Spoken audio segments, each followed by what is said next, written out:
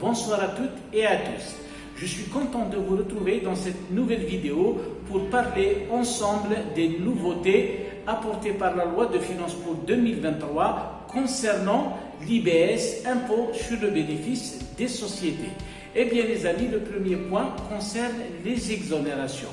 Nous avons plus précisément deux exonérations. Une première exonération permanente, celle-ci concerne les coopératives de pêche et d'aquaculture agréées par le ministère de la Pêche et de l'Aquaculture. Eh bien les amis, cette exonération est permanente, nous avons dit, c'est-à-dire qu'elle n'a pas de limitation dans le temps.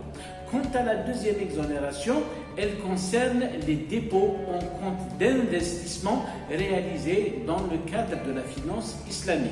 Eh bien les amis, cette exonération est fixée pour une période de 5 ans et elle commence à courir à partir du 1er janvier 2023.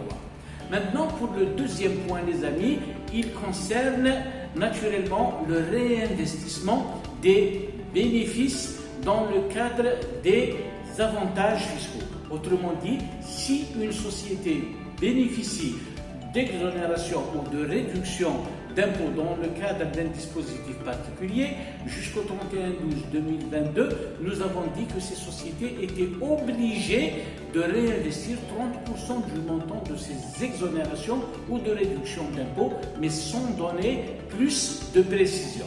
Eh bien les amis, cette nouvelle loi de finances pour 2023 vient de préciser d'abord que seules les sociétés qui réalisent des bénéfices sont tenues de réinvestir 30% du montant de ces exonérations ou réductions d'impôts, autrement dit 30% du montant des avantages fiscaux. Puis, par la suite, cette loi de finances, elle précise également que le montant à réinvestir est puisé du bénéfice distribuable de l'année. Qu'est-ce que maintenant le bénéfice distribuable, les amis? Il s'agit tout simplement du bénéfice net de l'exercice, duquel on va retrancher éventuellement les déficits antérieurs, la participation des travailleurs aux bénéfices, ainsi que la réserve légale qui, rappelons-le, est calculée au taux de 5% du bénéfice dans la limite de 10% du capital. Et bien entendu les amis, à ce montant, on peut également rajouter les rapports à nouveau créditeurs issus d'exercices antérieurs, ainsi que les réserves libres comme les réserves facultatives que l'Assemblée générale décide de distribuer au titre de l'exercice. Eh bien, les amis, sur ce montant, les sociétés ne sont désormais obligées que de réinvestir 30% du montant du bénéfice distribuable et non pas du montant des avantages fiscaux comme c'était précisé auparavant.